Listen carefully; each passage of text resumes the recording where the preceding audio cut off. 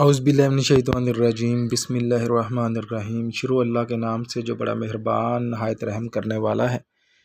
آج جس موضوع پر ہم بات کریں گے وہ ہے حدیث نمبر 10 صحیح بخاری کی۔ آپ صلی اللہ علیہ وسلم نے فرمایا، مسلمان وہ ہے جس کی زبان اور ہاتھ سے مسلمان بچے رہیں، اور مہاجر وہ ہے جو ان کاموں کو چھوڑ دے جن سے اللہ منع فرماتا ہے۔ تو یہ حدیث نمبر 10 تھی۔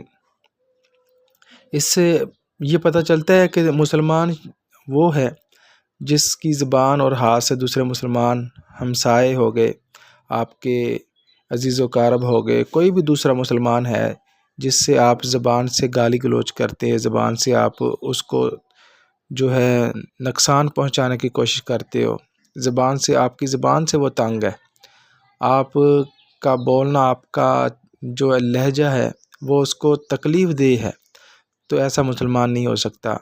دوسری بات یہ کہ کسی کا کوئی ایسا عمل جو آپ کے ہمسائے کو تنگ کرے، جو آپ کے دوسرے عزیز و اقارب کو، آپ کے ساتھ جو لوگ ہیں ان کو تنگ کرے، اس میں آپ کی بیوی آ جاتی، اس کے بچے آ جاتے ہیں۔